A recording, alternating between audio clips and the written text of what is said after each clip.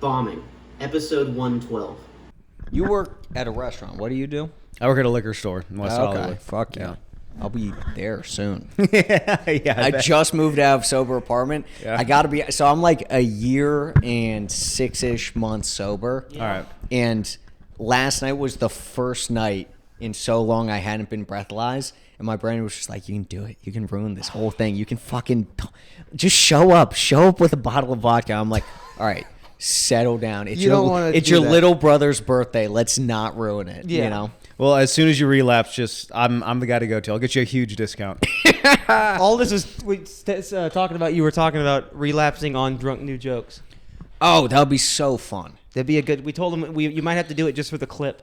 Yeah, I mean, that show gives me so much FOMO as like a retired alcoholic. Like all I want to do is get fucking hammered. Well, ladies and gentlemen, welcome to episode 112 of Bombing Podcast with very special guest, host of the Try Not to Suck show, and co-host of the Jester's Court, Nick Durvasula. Yo, Look who finally showed up. Man, oh man. Yeah. Look, That's who on finally me. showed That's up. on me. That's on me. Took you long enough to get here, bro. What do you even have? Oh, I got sick one day, and then I was triple booked. Triple fucking booked. This man triple booked himself. He was supposed to, on a Thursday night, you were supposed to be here at 7 o'clock, Yeah. hosting at 7 o'clock, and then Yeah. across town at a buddy's show at 7 o'clock. Yeah, that was the day where I'm like, I need a fucking calendar. This is shit. It was just notes pages. I was like booking shows. It was like next Friday, this person, and then 3 notes pages down. It was like next Friday, this person. I'm Yeah. like, this is fucking horseshit. We just got this calendar because just in the past like 3 months, stand-up, thank God, has just kind of picked up. Yeah. And, we've met all these new people, and we're getting them on the pods. We're going to shows. We're going to friends' shows. It's just gotten too crazy. Yeah. And I love it, but it is like it's become a thing. What do you think changed there? Why did it pick up? How long were you guys in LA? Prior to... Oh, yeah, you said... Yeah, we got here August 2020, and so like for a year and a half, by the time we got here, we had already like not been doing stand up because of COVID. Yeah. Longer than we had been doing stand up back in Nashville. Oh, okay. We And moved so- to LA. We didn't touch a mic for like a year. Yeah, And was I rough. mean, talk about fucking regretting your whole life. Yeah. We moved here for stand up, didn't touch a mic for a year. Why? Because there was no mics. Yeah. COVID. Oh, all that shit, dude. Yeah. And then after a year, we started on sidewalks with fucking 4 people and cars going. It was terrible. What did crushing look like on the sidewalk? There was no crushing. There on was the no sidewalk. Crushing The only- was when a guy would roll down his window and go, "Hey, they're doing stand up out there." Yeah. The only thing we were crushing was the ants that fucking walked underneath you. It was That was a terrible. good one. Oh, thanks. I was hoping you wouldn't acknowledge it.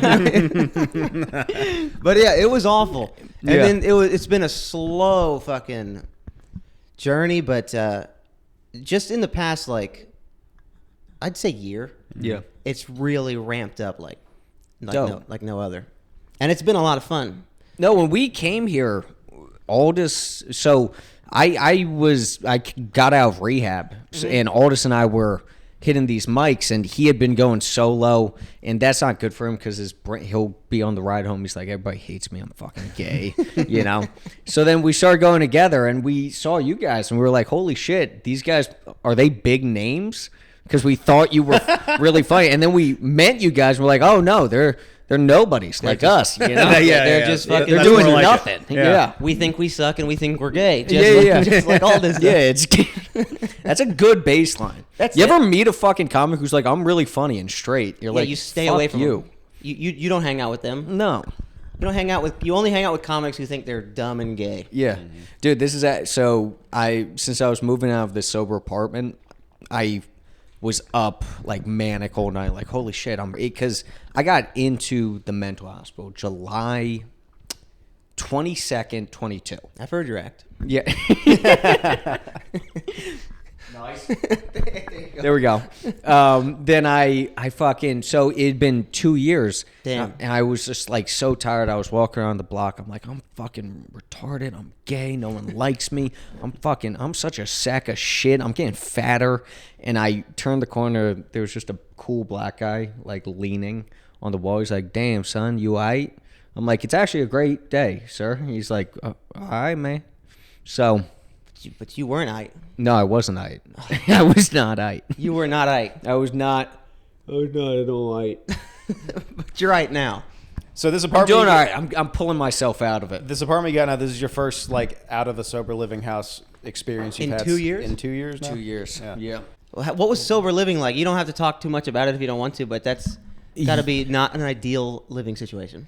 Dude, there was this guy used to be a professor, and he fucking did a bunch of fentanyl, and he had like a psychotic break, and he stabbed our chef. Oh my god. Yeah. What did he undercook the roast or something? Yeah. It was the salmon. We were like, fuck that. Damn. Dying over salmon.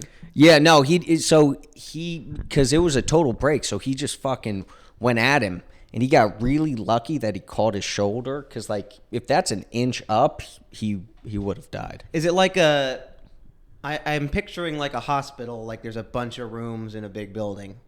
Maybe, or even like a college dorm, but shittier. So, no, I was in a hospital. That place is fucking hardcore. Then rehab was a shit show. That was like, the first one was kind of nice. I got kicked out. Then I went to a ghetto one. And that was... It was nice you got kicked out? It was nice I got kicked out. I got to have sex with a blood. There you go. Yeah. She was on her period. Come on now. Come on now, boys. We will make it. We're not making it. How many subscribers does this thing have? Let me see. There's too many to count. I sometimes forget. 200. Let's go, dude. That's actually huge. That's okay. Genuinely, I thought it was going to be lower. That's sick. Yeah, all right. Yeah. It's actually 217. I acted like I didn't know, but I check every day. You wanted to undersell it, yeah. I check every day. That rocks. It went past like 99. I was like, that's higher than I can count. And I was like, anything past that's Yeah, a I'm win. done. Tapping out. How is it going to comedy shows, and how tempting is it to grab a fucking drink? Dude, not anymore. Not anymore? Not like, I'll have the thought, but like, I know when I relapse, when That's, choose your words carefully. when I relapse, I'm going to do it like this. I'm going to be like, all right, my life's good, and I want to sit down and see if I can do this. Yeah. Even in the AA Big Book, it says like, hey, if you're not convinced you're an alcoholic, go out and see. Yeah. And it's worth knowing with certainty, because like, I've never really wanted to stop drinking, but I did want my life to stop being like a fucking shit show. Yeah. So if I drink, I want to tell my friends, hey, I'm going to try this out for a month. If I get crazy, I'm back in AA. I'm done. Yeah. You know? You're going to dip your toe in the water a little bit. Yeah, I kind of want to. But if my life gets like cool enough where I don't want to drink, then great. Like, I'm done. But my life sucks. So I would love to drink.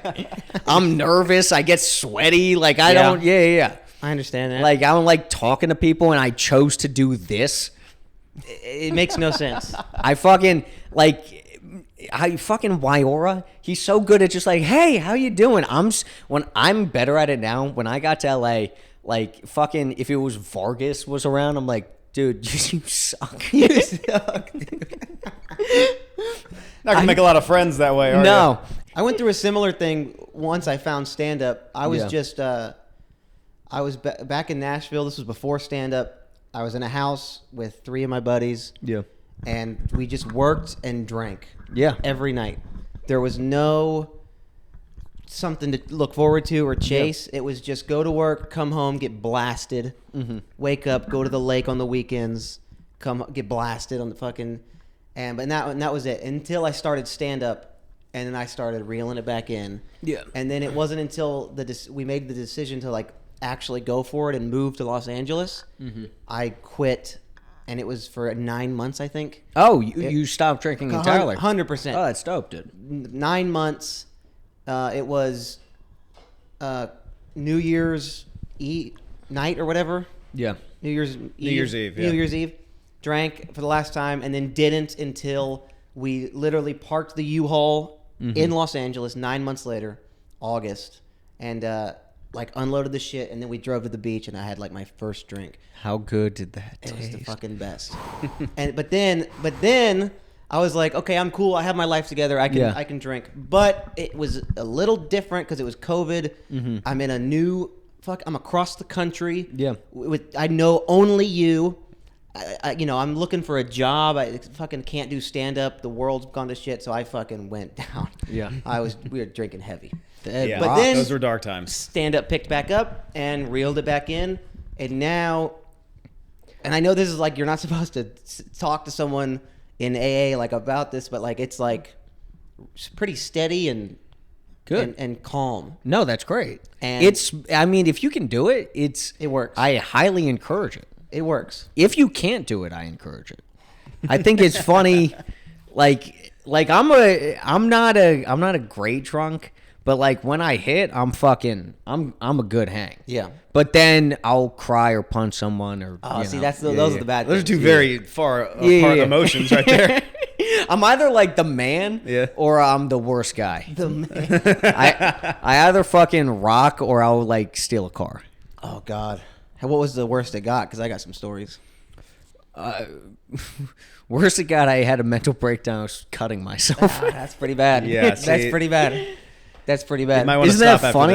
that. Is that funny for this funny comedy podcast? When I cried and stole mushrooms, and dude, I was on mushrooms when I cut myself, which is crazy because like I was going like this, and I was doing it cutesy, just like little shallow cuts. There you go. And then For attention, not for results. yeah, no, exactly. Holy shit, that's a great phrase. Fucking yeah, it was for attention. And when I did it, the blood starts moving, and I'm like, whoa. So I'm like talking to my arm, and then my fucking ex-girlfriend walked into my room, and she's X like, at the time or X now telling the story? no, ex at the time. That's worse. And she walks in, she's like, what the fuck are you doing? I'm like, babe, I'm not gay. I'm so straight. She's like, that's not what I'm here for. She's like, I was here to fuck. What's going on? Oh God. Man, I can't believe she left, dude. Yeah, no, sounded I like was such a good time. I actually broke up with her. Dude, it's a baller, I was like, man. I deserve better. Get out of here, you whore. You dumb bitch. You deserve a queen that supports you. God. Yeah.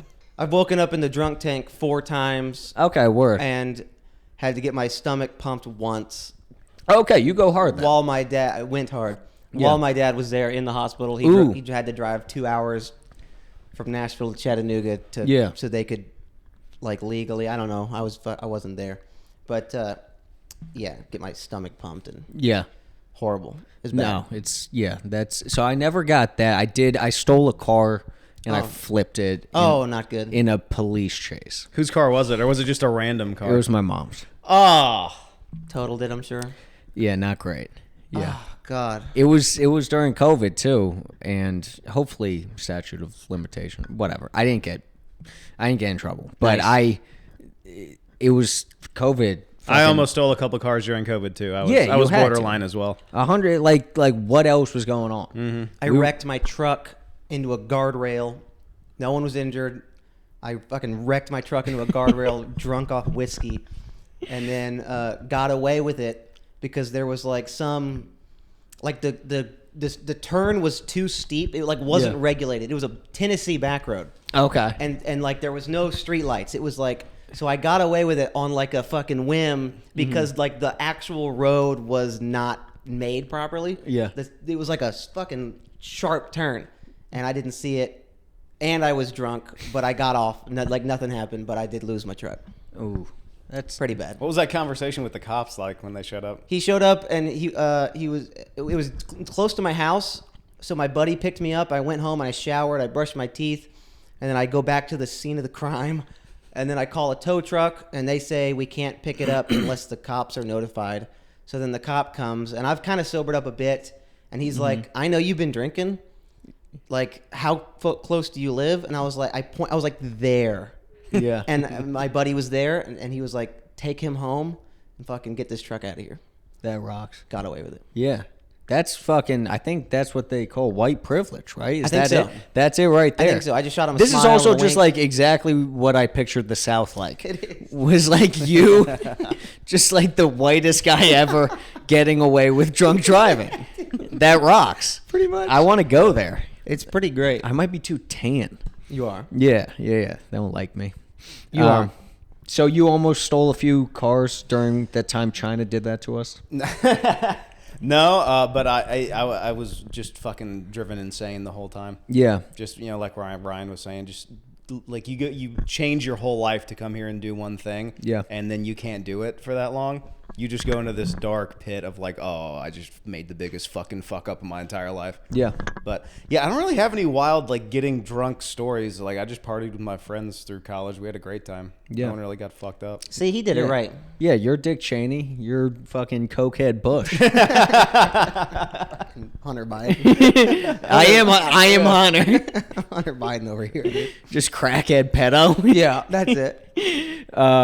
Yeah, Hunter. By the way, Hunter's got a huge cock. Have you seen Hunter Biden's penis? Yes, I've seen the president's son's penis. Yes. Yeah, yeah, it's nice. I don't think I've seen it, no.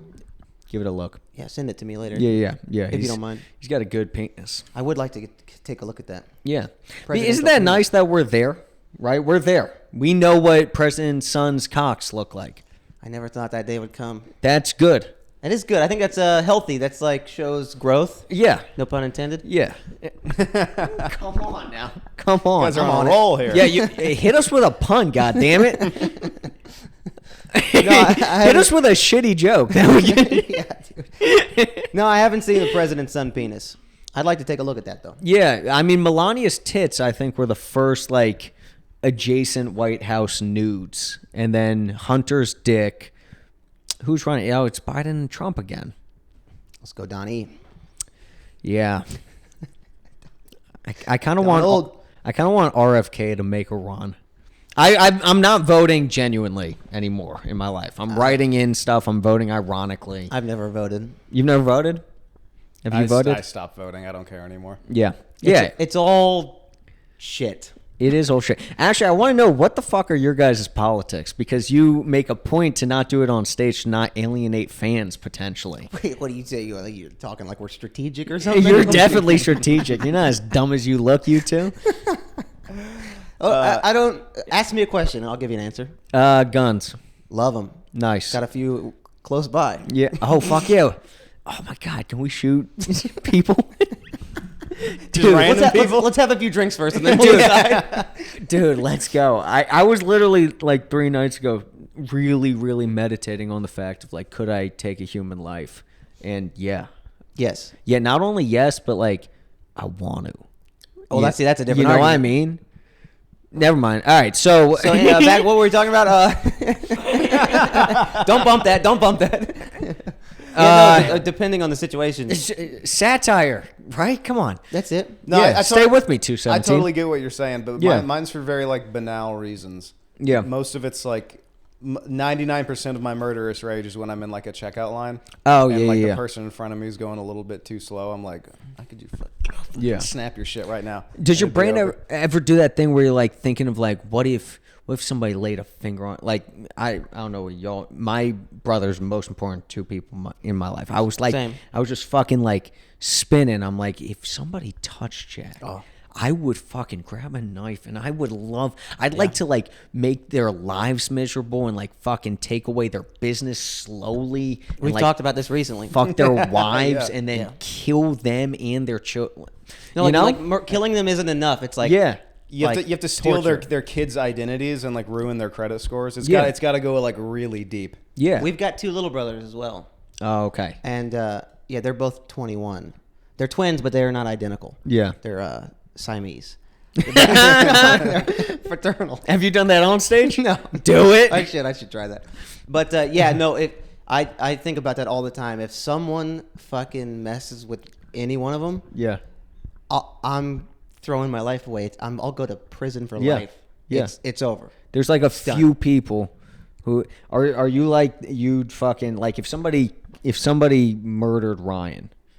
Yeah, then my life would be over. It's game over. it'd be It's scorched like earth. I'm going to prison. Yeah. The Yeah. game Well, is I mean, over. I wouldn't make it to prison, but Yeah. the plan's a lot more elaborate. Okay. A lot of explosives involved. Would you murder suicide, you think? I don't know because I kind of want to see how it turned out. You know? Okay. I wouldn't even go to prison. I would not be alive, and so would that person. Yeah. But I'd revenge rape them. Oh, Just it's pretty good. somebody murders your brother, you rape them and then kill them. see, but okay, so you're talking about these silly thoughts. Okay, so I can't talk about that and then go, anyways, electric eels. Yeah. Aren't those weird? Because like how do you both write your jokes? Because like your act is like, there's a bumblebee, and then Okay. wait a minute, and there's like a bumblebee, and it Hold was on. like, I was like, what? How you doing, Mr. B? You're doing Luke Roberts there for a second. Yeah. You ever see a bee? He's like, you ever see a bee stick it up a Guatemalan twat? You ever want to fuck a bee? That's Luke Roberts. It's just, I don't know, observing Yeah. silly. I have dark thoughts, but we have silly thoughts. Yeah. I just choose to say the silly ones. Yeah. You know? What about you? Do you write? Dude, I tried like sitting down and writing it out for a long time, and it just doesn't work. I'll go through like ups and downs of like writing a bunch of shit, and then like 3 months of not writing anything, and it'll just be like something will happen. Like I'll see like a 90-year-old man like walking on the street wearing a backpack, like a children's backpack, and it's like that doesn't bother you. Yeah. What's an old guy doing with a backpack on? And it'll bother me a lot. He should figure it out by now. Yeah, Yeah. exactly. Yeah. It's like, what do you have to lug around? Like, it's the cane and your wallet, maybe. It's like, Yeah. why do you have it's just like little stuff like that. Old people shouldn't have backpacks. Yeah, Yeah. and I used to like like write down the old man backpack and then sit down and try to type it out. Now I'm just like, just come up with a couple funny tags and take it on stage. Just see what happens. Yeah. Because I would have thought you wrote, because I feel like I can see your jokes very, like, when I watch your act, it's like, boom, setup, boom, punch, boom, tag. It's just like, it kind of flows like, boom, like, I don't, not, it's almost more, it's definitely more conversational, because Mark Normand, you're like, yeah, he does. but yours, like, I feel like it follows the same structure. Yeah, kind of. All the jokes are kind of the same. It is almost like a one-sided conversation. Yeah, it's like I get the only say, and Yeah. and the second it's put That's up perfect. against a little bit of scrutiny, it all falls apart. Yeah. The second someone's like, "Well, what about?" I'm like, whatever, come on. Like, Shut up. you. Yeah. Yeah, but all the jokes that I like that I write, it's very like outward. It's like stuff that I'm like, this is bullshit, right? Like I don't like this. This bothers me. Yeah. And Ryan's stuff is a lot more kind of looking inward. A little bit. Looking inward. It's eels. Eels are outward. Dude, I love it. I have more jokes than bees and eels. I have other material. It's all biblical with this fucking guy. That's it. But you do a lot of in like looking at yourself sort of material. Yeah. But it's also very like compromising, where you're like you get pretty dark, Yeah. but it's also like you're like admitting this bad thing that happened to you. Yeah. Or a bad thought that happened to you, but it's also Yeah. relatable. Word. So that's fun. Cool. It's- My writing, I'll drink a bunch of energy drinks and just like walk around a room and talk to myself. And then until I'm giggling like the Joker. Yeah. And dude, my last roommate, he fucking legend. Guy's a legend. Gay dude, fat as hell.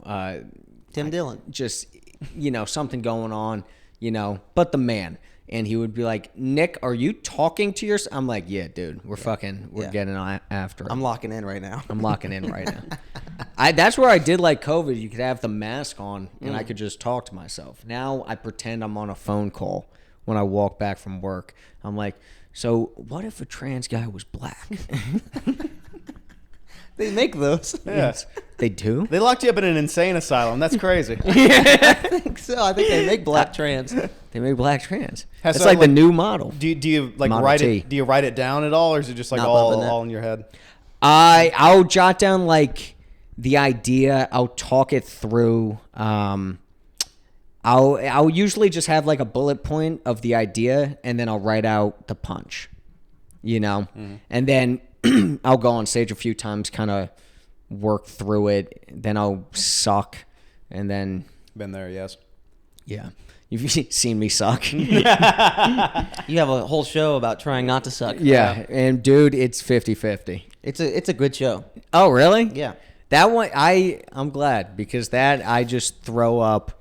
It's like I'll have somebody who I'm like, this person's gonna be on Netflix, and I'll have somebody I'm like, I don't know who they are, and I think they just did one open mic. Yeah. I'm like, let's go, let's fucking It's a good mix. yeah. Try not to suck at Flashback in the Valley. in the valley. Weekly Check it out. Weekly show. Buy mushrooms from Asians. Yeah, do that. Because that whole comedy thing is just a front for like 19 different side hustles. That's all it is. It's you show up to do stand up, but it's just buy drinks and mushrooms and pot. Yeah. But here's something I noticed because you brought this up. Yeah. I noticed it with Aldous, but I've noticed it with other comics as well. They come on here and they talk to us, and they find out that we're not our acts. They're like, oh, you guys are like aren't, fucking Jerry Seinfeld and Nate Bargatze up there. Yeah. Like you, I guess, kind of a bit up there, but not in real life. Yeah. That's something Aldous pointed out. He was like, oh, I thought you guys were like good old boys. Yeah. You know what I mean? We have thoughts. We have dark thoughts. Yeah. But it's choosing to filter those in and out. Yeah, I mean, you guys are making brilliant career decisions.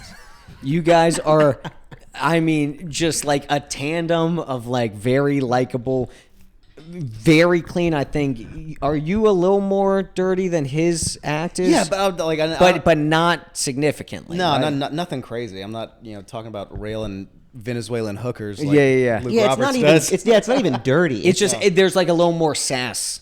Sass is a gay way to put it, but like edge. Edge, a little edge and a little fucking point in the fucking side. Yeah, Cheney and Bush, and that. You're gonna be doing this big show. You're gonna come back. He's just be like, I bombed the Middle East. I just can't stop bombing the Middle East, dude. You're like, what the fuck? What's going on over here, bro? Yeah. But what were we talking about? It's Oh no, just you're making filtering in and out. great fucking like most of my podcast appearances, I'll fucking ruin an opportunity. My Twitter is just a mess. Like you shouldn't, like every single tweet is like, I tweeted today at work, sometimes you guys stay black and be a devout Catholic. Like fucking Hulu's not going to be like, that's our guy, but it made me laugh while I was shitting. And I'm like, this has to be out, People need to know about this. Yeah, people need to know that about important of a this thought. Low non sequitur. Then you're doing just what you need to be doing. Yeah. You're doing exactly what you do. Yeah. Anything other than that, you shouldn't be fucking doing it. Yeah, but it's not marketable and it's not going to be super profitable either. You guys are going to be like in the Midwest doing arenas talking about like, jack-o'-lanterns.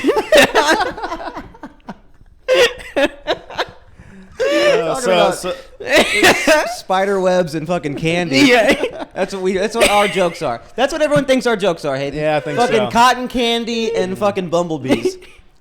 I talk about other stuff. Yeah. I talk about like how presidents are weird. Yeah, There's that. Yes. And Yamahas. yeah, Yeah.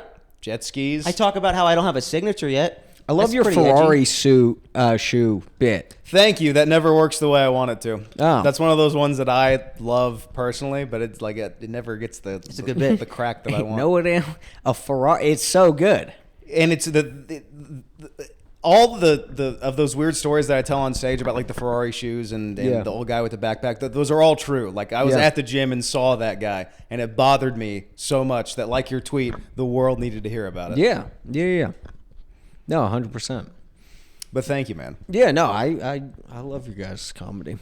Yeah, and I think that's like Nate is one of the biggest acts in the world right now. Big. And he's also like I don't like clean comedy. I think Jerry Seinfeld sucks. I think he's so overrated. Yeah. He's not fun. It's like, shut up, dude. You made a movie about Pop-Tarts? Sick, dude. Fucking kill yourself. You didn't like the Unfrosted movie? Yeah, he's like, now he's talking about Israel. He's crying with Barry Weiss. It's like, shut the fuck up, dude. And no one loves you, Like, by the way, have you checked the comments on any Jerry Seinfeld interview recently? No, I'm sure it's everyone's horrible. like, dude, you fucked a kid and you love genocide. And I'm like, I like all of them. God. And he moves so much weight in this town still, Yeah. Like he'd be a good guy to not go on the bombing podcast and show him. But fuck him. What was I saying? You're saying how you don't like clean comedy. Oh, but Nate's great. He's great. He's fucking unbelievable. Maybe it's just Jerry Seinfeld you don't like. I could I respect what Gaffigan does, but I can take it or leave it. Like I'm never gonna put him on. You I know, feel if that. I'm watching it myself. Like my mom likes Gaffigan. Yeah. I'm not a big fan of Gaffigan. Okay, yeah. But what about Brian Regan though? Dude, he's like I love the craft. Like I love watching it, and I think that he's in between Nate and Gaffigan for me, and I think he's just so skilled He's my number one. in the way he kind of it's like a little house that he builds each joke. He's just perfect. Yeah, he's Dude's an animal. technically so proficient. Yeah. But I want him to talk about anal sex. Like I See, want that's my thing with clean comics. I'm the same way. It's like I totally respect what they do, but it's like you're walling yourself off on purpose. There's like this totally other realm of stuff you could get into with this skill set that you'd murder at, but they just don't. But that's not them though. That's why you go to Louis to hear No, about butt yeah. sex and Yeah. and you go to Regan to hear about escalators. You know what I mean? Yes, and I think me and Dante argue about this all the time, right? What's better? And I do believe it is harder to make a joke about a table funny than a joke about anal sex. But I think the peak of a joke about a table is an A, and the peak of a joke about anal sex is an A+. It is very, very hard for the table joke to access that level of funny, in my mind. The word you said though is better. There's not a better. It's just there's not like one isn't better than the other. Clean or dirty. No, dirty's better. You think it's better comedy? I think the best clean comic can't access the same ether that like a great dirty comic. Like Louis, but a dirty comic can do clean comedy. But a clean comic can't do dirty comedy. No. I think maybe there's something to that. Yeah, potentially, but I think that there's just more funny in dirt, So when you go there, if there's two comics who are equally as proficient, they're the same joke writing ability, same charisma, presence, everything.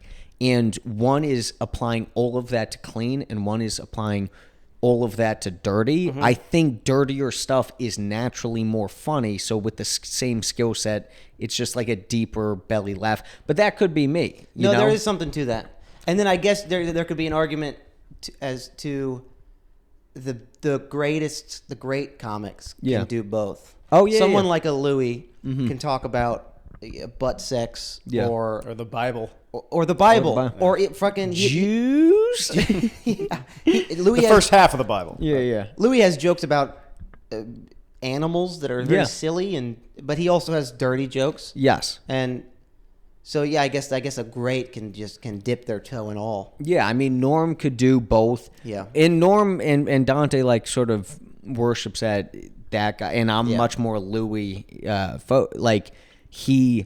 He said Norm says it's harder and also better to do clean comedy. I think it is harder, but I disagree that's better. But also Norm's the best, and I shouldn't speak ill of. I love Norm. He's so fucking. He's funny. in my top 3. Yeah, who are your guys' favorites? My favorite, I'm a huge Bill Burr fan. He's the guy that like got me into comedy. Just because like I've said this before, like I never met like a guy in entertainment that seemed as like upset at small things the same way that I was, and I was like, finally, someone's fucking saying it. Yeah. And then recently, I'm a huge Shane Gillis fan. Oh, Gillis he's been blowing up. He's the best. He's so funny. Listen to that podcast religiously. And Tim Dillon. Dylan's Love great. that guy. I've been listening to that guy for a long time. Yeah, I want to see him live because his last special, like, I feel like it didn't capture, like, his stand-up in what it can be. No, Tim Dillon's the most Tim Dillon just on his podcast when it's just him sitting there with the glasses talking about, like, Wall Street and, subprime mortgage loans and stuff. Yeah. I like this. It's 3 guys who haven't made it on a podcast talking about a guy on a podcast. Yeah. And then, fucking Tim, have you seen his rant on America? About it being a dying empire, that thing? I think it was on the 4th of July. Yeah. He did this thing, and it was almost like a poem. It was like a Bukowski spoken word, completely improvised. And it is the fun. He had, at one point, he's like, America, he just starts every sentence with America to me is looking at a disabled child and knowing deep down he deserves it. And I'm like, I love that so much. That's such a beautiful line. Who are your that's top great. three? Top three is tough. I think these two are separate. I think Carlin is very much, and not to make it racial, but like just stylistically, he is the father of like the white comic, the modern white comic. I'd give you that. And Pryor's the father of like the modern black comic, you know? So I put them in like their own category as like, these are like Almost grandfathered in. yeah, their grandfather, they're on there, but like, you know, you listen to a lot of Carlin, you're like, I don't get these references, you know. Pryor translates a little more, I think, but Pryor not only for like black comedy, but also just for like introspective comedy. exactly. And that could be for anybody. Yeah. He opened the curtain for like talking about himself and truly like fucking being vulnerable. Yeah. And that can translate to anybody. Burr had a great line where he said he walked the line between tragedy and comedy That's great. perfectly, and he was like dancing on that tightrope, like Yeah. the way that he. Have you listened to his just albums? The ones where, because he has one, I think only one or maybe two visual things that you can watch, but like he just has these albums that are so good. I've heard people say that. Sorry, go ahead. I was just saying, no, I haven't listened to a lot of like Pryor or even really Carlin. Yeah. Like I listen to clips from him like every now and then. And it's like, it's not that it's not great, but it is like super dated. Yes, compared it's to the so stuff that dated. you can listen to it in that context. I get it. Yeah. But like all the comics that we look up to, like that's, you know, their greatest, highest pedestals, those people. And then like I'll listen to it, but like it's fine, but it's not hilarious. Like We're honestly, Stuff we're like you hear now. 4 generations removed. yeah, now. it's ancient. It's a tough watch. It's ancient Yeah. material at this point, but like that doesn't mean I don't respect them. Like Carlin's Louis' goat, and then Louis Shane's goat. Yeah. And then Shane's Weinkauf's goat. Yeah. And Weinkauf's.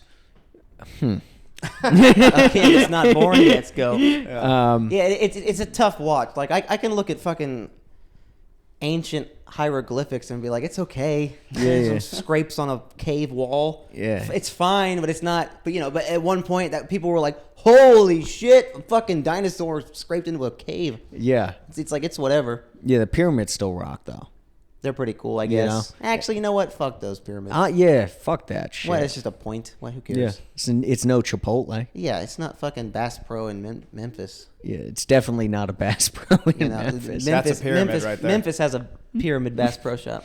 Yeah, so I was out of the pyramids. I'm like, it's not a Bass Pro in Memphis. Don't do my act. Okay? Don't you do my act.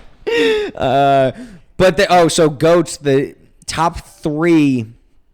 Louis number 1. Number one. Number one. Yeah. I think he's also discography wise the only comic who doesn't have a special that falls under like a B+ to me. No, they're all hits. They're all hits. What do you think his worst one was? Because I have an answer. I think the one right before he got canceled, and I love it still, but the 2017 one, In a Suit. Oh. And I think part of it was that he was in the suit. You think so? Yeah, it's like, you're not a suit guy. Well, that was the first and only time he did it. He was always jeans, black shirt. Jeans, black shirt. Yeah. I think his worst one was the Comedy Store one. Interesting. And that there's an argument for that. And it's not even like worst. Like Worst. Yeah, it's great. Worst top 50 specials of all time, Yeah. still probably. It's a good special, but for his 5 or whatever, Yeah. that's the bottom. Yeah, exactly. Because like you look at a guy like Cat Williams, who in his peak was so good, like unbelievable. Like that special where he's in the green suit, Pimp Chronicles. and then he like stops the special. He's like, Lil Jon's performing, and Lil Jon comes out and does a song, and then he's like, bye Lil Jon, and then he does more stand up. Pretty crazy. It's like, what? He Yeah. comes out, he's walking with bitches. Yeah. It's like, by the way, why we need to be walking with more bitches on stage? Should we get boys. some bitches, do you think? I think we should get some bitches. I'll find some bitches. Yeah, please. I'll find some bitches and we'll walk on stage with them. Yeah, we need bitches and bees. That's a good the idea. special title. Bitches and bees. That's a good idea. Who's number 2? Yes. Number 2 favorite might be Norm, but he's not. He's my favorite of all time, but just as a guy. Yeah. His stand-up specials, I think, never true. Like, he has audio clips you can find on YouTube where I think he gets nervous in front of, and I think he's talked about that when they're recording him. But like when he was way back, number 2, fuck. Gillis has worked his way up there, for sure. Dude, I loved young Sarah Silverman.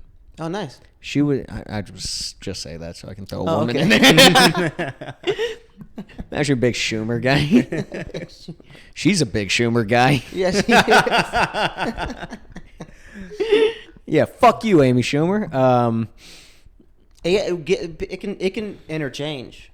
Yeah. Like for me, like Joe List is making his way up to List my fucking. is so good. He's making his way up. Yeah. But like, if I were to think of like my 3 top that reassured me that I feel like I'm funny and they think the same way I do, it'd go Regan 1, Louis 2, Norm 3. That's dope. And then it's like you want to talk about like newer people. Like List is up there. Yeah. Willie Simon, by the way. I know he's like he's within arm's reach more than, but like that first Jester show that we did, dude, he leveled that room. That was a killer show. And it was so crazy because I saw him open for Attell, who's also Dave Attell. Yeah. Who's What do you think? I am an asshole? I went like I was surprised. I know who Dave Attell is. I don't know. You gave me a look. Yeah, I was like, I was surprised that he did that. Where'd you see him do that? at the Improv. One of the improvs. Nice. I don't know. One of them. You know those improvs? Mm-hmm. I've heard of them. One of Yeah, them. there's like 3 at least. Yeah. Maybe more. Never been, but I'll check them out. It was one of the 3 improvs. Nice. But Dave, Ryan. Dave. Oh, Dave. Oh, I thought you meant Matt. Matt Attell. Matt's a hack. Yeah, he stinks. We saw Simon open, and Willie was great, and then Attell floors the room in a just a different way, and I was like, oh shit! And then Attell calls them all on stage to like riff with him at the end, and Louis Katz is there, who's great, and Simon, was a little nervous and a little, he was getting a little red the way I was at the start of this podcast, and he was like, it's like, what do I do? The camera's on. But he was like that. And then I saw him on Jesters. I'm like, oh, we are to Willie what Willie is to Dave, and we are to Dave nothing. Yeah. Like so it's, Attell's in the top 15. I love Stanhope, love Patrice, love young Cat Williams, Jim Jeffries, Bill Burr. Joan Rivers is so funny. Yeah. There's so many great ones to narrow it down. I love so many. Yeah. All different types of comedy. Well, one of my favorite things to do, like if I don't have work tomorrow and I've like had a couple drinks with me, is that I'll go on YouTube and look up old Johnny Carson clips, and the ones with Joan Rivers stand up to this day. Don Rickles. Don Rickles too. That guy. Killer. Have you heard that story about him and Sinatra when Rickles was still dating his wife? He called him over to the table. Yeah. Oh, Can't you see I'm eating here, Frank? so good. Hilarious, bro. Dude, did you see him at the Reagan inaugural dinner thing or whatever? It's like in a stadium. Yeah. I think it might have been like the White House Correspondents' Dinner. That but was in the 80s. They had it. Okay. They had it in the round. Yeah. He had 5 minutes, and this fucking tight 5 was so clean. Yeah. And so fucking cutthroat. Yeah. It's might be the greatest thing ever recorded. It was brutal too. He was like his first 2 off the deck were like jabs at Reagan, but he wasn't facing him because it was in the round, and then he just goes, "Let me know if he's looking at me." What'd he say? Yeah, he was like, "Is he laughing?" Is he laughing? Is he Yeah. laughing? I'll show you after the pod. It's so fucking good. Yeah. He and the fact that he didn't have an act. It was all improv. Like, he had his stock lines. He'd be like, "Are you black?" And be like, "Oh, I hope you don't live near me." Like, yeah. He'd point to a woman. He'd be like, "What was it? A train?" Yeah. So funny. It was unbelievable. See some like some Asian dude 2 weeks in the jungle looking for your uncle. Anyway. Yeah. Yeah, dude. He's so good, bro. Who's like a super underrated comic that you guys love? Have you heard of this guy Ryan Jennings? He's overrated. You think so? Yeah, a little bit. I heard all of his jokes are about like animals or bugs. Yeah. No, I don't.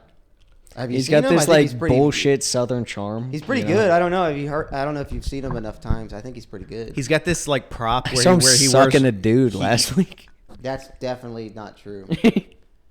I have that guy's back. I don't know. You should see. You should see him a few more times. He's pretty good. I've heard. I'll check out his shit. Pretty good.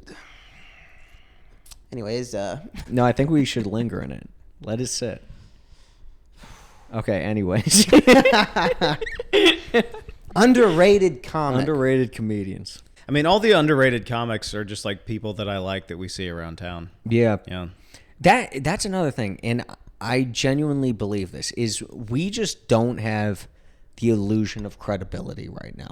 Half of the shows we are at, there are 15 to 20 people, if it's a bigger show, that are comic bringers who know our acts, right? Mm-hmm. But like if I'm sitting at a table and say it's me, Keen, fucking Aldous, Dante, Dax, Luke Robert, like whatever, and I'm missing names here, but like there's plenty of people you can throw in, and I'm like, if there's one of those Comedy Store lineups where it's, you know, Whitney, who's great, Joel McHale, Sure, fucking Dave Spades, Fort Jack and Coke's Deep, and he's telling a story, and it's like, and then some other schmuck who was on like fucking Amazon Prime, and it's like a black lesbian show, and he played I don't know, like, and then I'm like, there's a better lineup sitting here watching that show. Like if we all just did the store in the main room and nobody knew that we weren't famous. Yeah.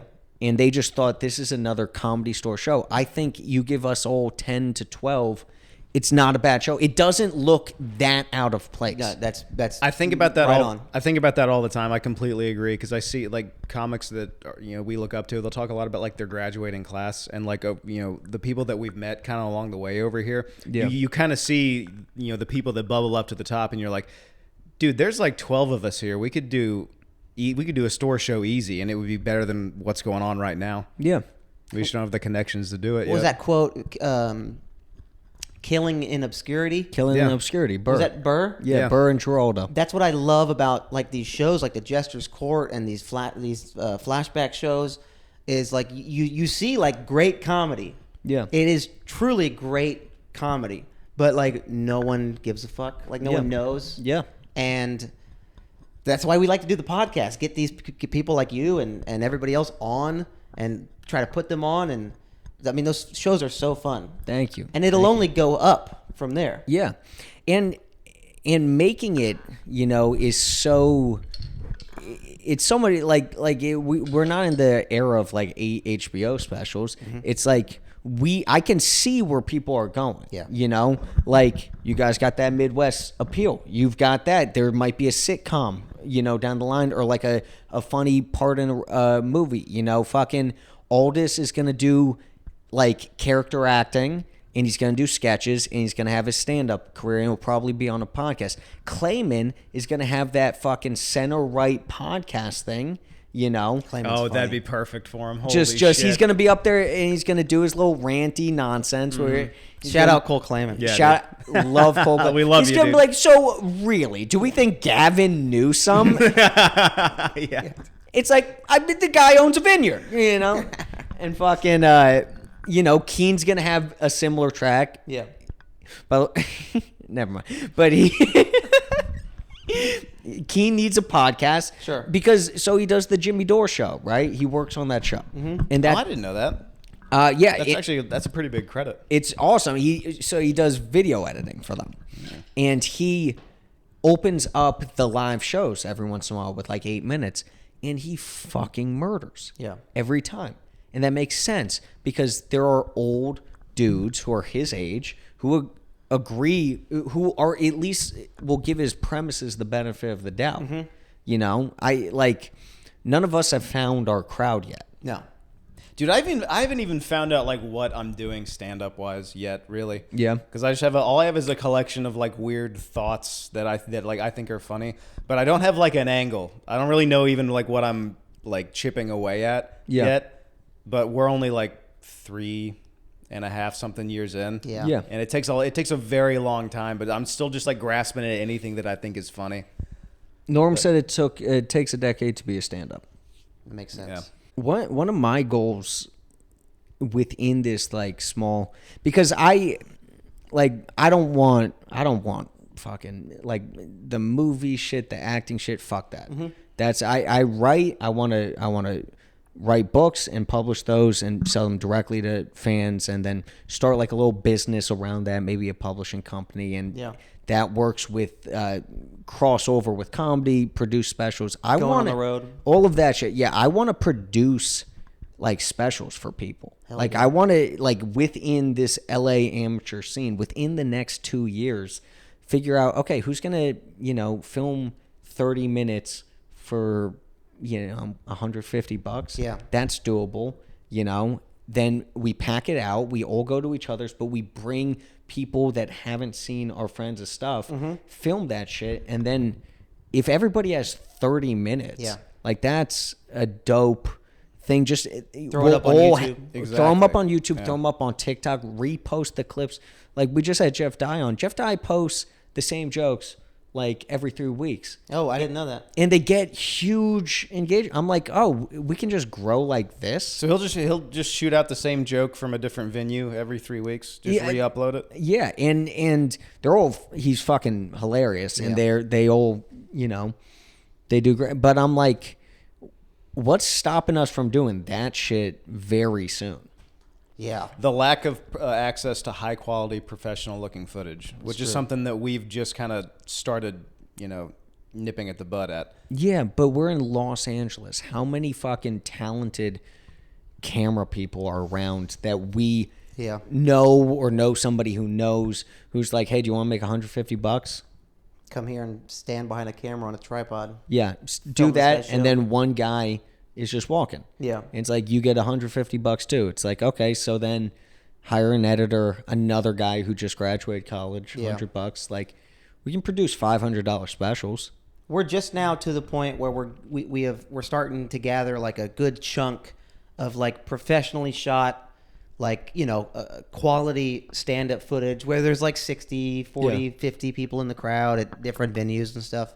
And we're just now starting to get like a real chunk of solid material that's like postable. Yeah. Because I don't want to post shit. Oh, I post so much shit. Yeah? Yeah. I want to post it when it's just fucking great footage. Beautiful, yeah.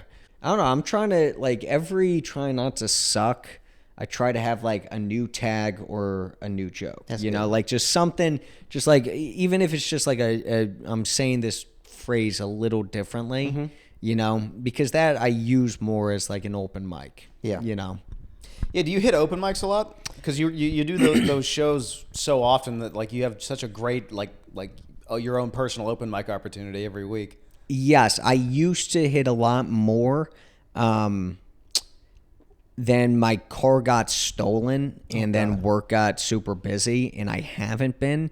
But I have been writing like a lot. Like that's where I kind of, I don't know. I felt like open mics, they're good. They're good and they're necessary, and I should be hitting more than I am.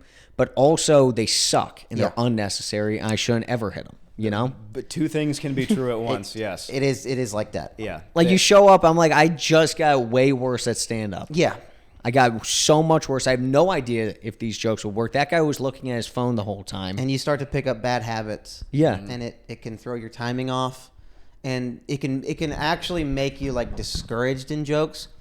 Like you do a joke that works, but it fucking bombs, and then you think of it differently. Yeah. And then you're like, well, I can't do that joke. It fucking bombed last time I did it. Yeah. And the bad habits thing is huge too, especially with timing, because open mics, it's got to be like joke, laugh, joke, laugh. It's got to be like so rapid fire. And when you get like a 15-minute showcase spot, it's like you can't approach it like that. You have to let it breathe, and there's a lot more people out there, so you got to give them time to laugh. Because like Yeah. if you say something funny and then go right into something else, you're stepping on the laugh, and then that kills the vibe of the entire thing. Yeah. We just recently started to have the feeling in the past couple months, because we've been doing more shows and stuff, of like, I think you do reach a point where you start to outgrow open mics as much as you did when you started. Yes. Because when we started, it was 7-8 nights a week. Yeah. We'll do a 7 to 8 and then a 9 to 10. Doubles a Yeah. couple nights. Yeah. Yeah. And then it's just to get this material, you have to do that. Yes. But then you get to a point where you start going to these open mics and you just like, they just stink and you Yeah. bomb. So now I'll only go if like I have a new thing I've never said before. Yes. But Yes. there's no point at this level of going and doing like a material Yeah. that like, what's so funny? At this level. At this level. 3 years in. Yeah, no, I agree with you. I'm being a dick, but like yeah, like you do pick up bad habits. Like you've probably seen me do this at Badger. I get on stage and like the first minute is me going, "Hey, you Yeah. fucks! Yeah. Oh, do you want to be here? All right." And then like I do that shit to like wake people up, and Yeah. then I get into material. Then I bomb. Then I get mad, and then I'm like, And you start insulting people. yeah, and I get And then you just stop laughing because you're mad you bombed. yeah, Yeah. and then I'm like, And it's hilarious. We're laughing in the back. yeah. It's great. Thanks, boys. There's a point where that happens though. Yeah, and it's not good practice. No, It's- Dante brought this up. He said, "I've done my best writing at shows. At shows. Yeah. It's a real crowd." Yeah, it's a real crowd. They're there to somewhat laugh. Yeah. You know. I've just had a lot more faith in jokes that I have only done at shows. Mm-hmm. Like at these Try Not to Sucks, I'll come up there and like you've probably heard the Neptunic bit. Yeah. Like that, I didn't do at any mics. I did it at shows. I was like, oh, okay, this is working. Yeah. The nipples bit, that came out of Drunk New Jokes. It's a great bit. Thank you. And then I got a new one about slaving. And that one, the phrase, it's like I'm slaving away. I'm Yeah. like, let's. Let's go, dude. But that just goes, like, these the shows are Yeah. perfect for it. I need a piece so bad. You're good, bro. Yeah, I'll let's make lock a it in. We drink. need to change batteries too, don't we? I'll make a drink. And I need to do 10 clean minutes tomorrow. Where at? So the guy that we booked, who was boys with Darren Carter on The Last Jesters, is giving us like this semi-corporate gig, Dante and I, which I heard they corporate gigs famously pay very well. We're getting a cool $25 each. Woo! So not exactly. Get that TV soon, man. Yeah. Corporate gigs I've heard pay very well, I've also heard they're like well known as being the worst gigs of all time. Yeah, and so he asked us after The Last Jesters, he's like, do you guys have 10 clean minutes? And Dante does, and he said yes, and I don't, and I said yes. So That's good though. Say yes and then figure it out later. exactly. So I am going home after this, and I've got a million emails to send already, so I'm going to be up late, and then I need to be up at 5 in the morning Oh God, to drive or somewhere? for work because Oh. I'm 2 hours away from Yeah. the place, so I need to take the buses. Jesus. But tonight I need to just look through my material and figure out how to make lobotomizing autistic kids clean. I love that joke. What was it? The last thing this person needs is less brain. Yeah, Yeah. it was like, well, I do this sort of like walk up where I'm like, it's like, but things are getting better, right? Because I work with autistic kids now. I'm like, we don't know much, but it's better. It's like, imagine, 75 years ago, that's one lifetime ago, you're walking in with your disabled son. You don't have the internet. He's the only one in the town. So you're like, hey, doc, you seeing this shit? Do you know what the leading treatment would be? And then somebody will call out lobotomy. And I'm like, yeah. Can you imagine looking at a kid with Down syndrome being like, you know what he needs? Less brain. Great. It's a great thing. I think that could pass as clean. You're not swearing. I'm not swearing. I am lobotomizing the retarded. Yeah, that depends on the corporate's version of clean. He said adult PG. I'm like, that. That's adult PG. Okay, yeah. I Yeah. think you could get away with that for sure. Maybe. I'm going to, like, the slaving joke is clean. Yeah. The Neptunic one's clean. I just can't say they, them, pussy. So I'm Yeah. gonna say they. I'm gonna say they them sniz and see if that works. I think that They them box. Does that work? Trying to get some that's they. good. There we go. They them box. Yeah, I'm trying to get Still that. pretty filthy though. They them. I mean, all of my. You're straddling that might line be there, even dude. better. Dude, that might go into my. They them box. I'm trying to get some of that they them box. That's pretty good. That they them twat. Yeah, I wouldn't say that's adult PG. No, I don't have anything. I don't have a sing. I have, like, I'm like looking at my jokes, which don't swear. I'm like, okay, this one about the dead porn star doesn't swear. This one about an abortion doesn't swear. And this gig's tomorrow. This gig's tomorrow. You have my permission to do my act. I will not do it. I Nothing you can get away with that. will. Guys ever see a gazelle and think about like I love how this whole entire running bit I'm doing. I just introduced an animal. That's all my but joke that is. shows how little I can write in this because I can't riff further. That's all my jokes are. Yeah. Aren't ants weird? Ants are weird, huh? Ants weird. It's like, yeah, it's like they're a bug, but they're also your mom's sister. It's like what? It's like, You're just like doing Theo Vaughn now. Yeah. what are they building those hills for? You ever tried to do a set and not swear once? Yes, and then so the Laugh Factory audition, right? So Oh, yeah. because of that pilot thing, I just got put into one of the final rounds. They just bumped me up because it was through the Laugh Factory that I got that gig through one of the bookers. And then they said 3 minutes clean. And Damn, you fucking skipped right to the front of the line. skip right to the front line. Huge opportunity. Me, 10 seconds in, I was like, so what the fuck? Ah, shit.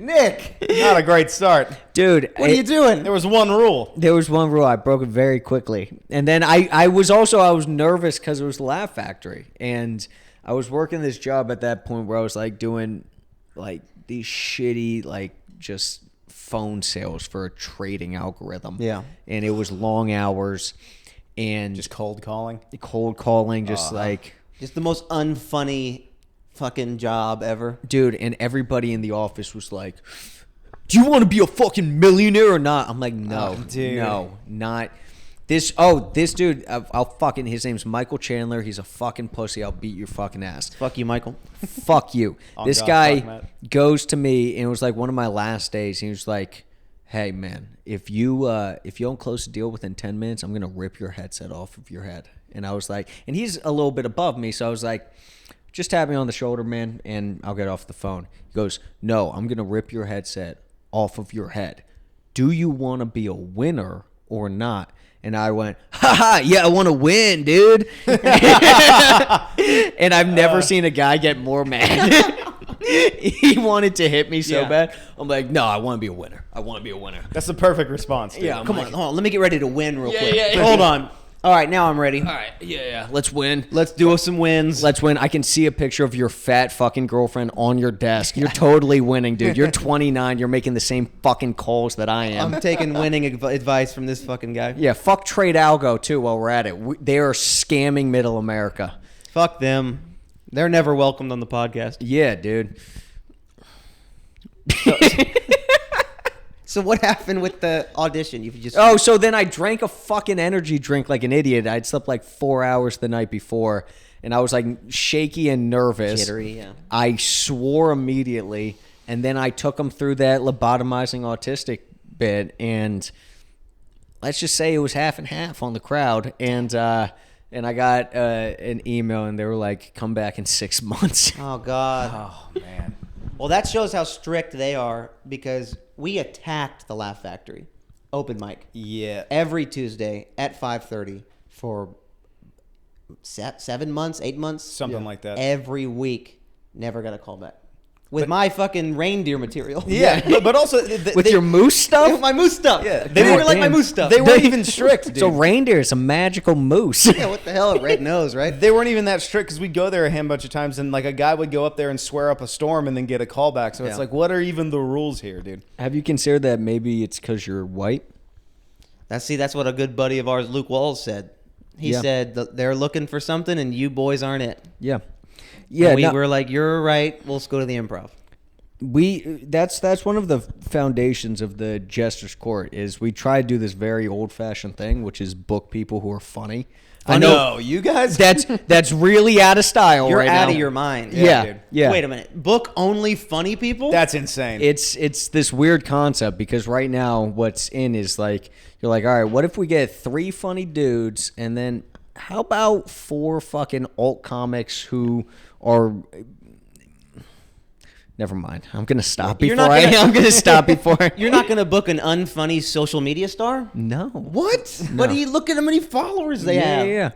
Yeah. It was like, what do they do on social media? It's like, oh, he threw milk at like a homeless guy, and you're like, really? It's like 8 million followers. Yeah, He he's like- fucking bombs. Yeah, he bombs and he's like beating up the homeless and giving Teslas to Asians, Yeah. and that guy's doing the improv, Yep. and I'm doing bombing right now, boys. Dude, I'm happy to be here. Yo, we're gonna make it. Let's go. Episode 112. Yeah, man. Episode 112, fucking hood classic. Yeah, dude, and we haven't been back to the Laugh Factory since. Yeah, dude.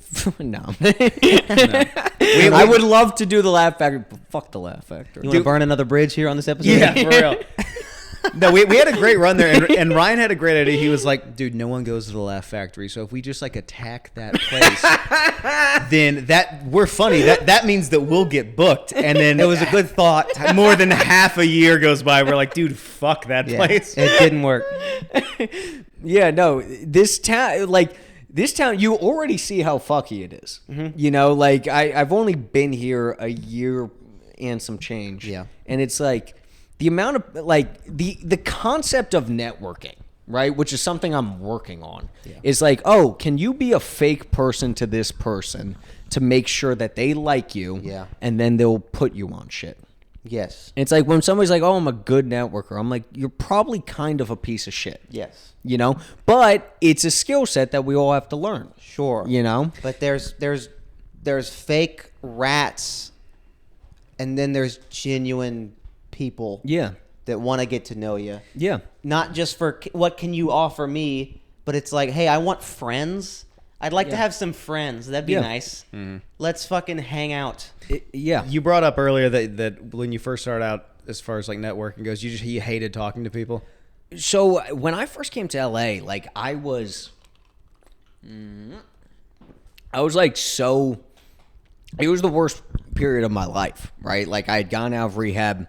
The last year had been such a disaster. I was really like actively suicidal, like all the time.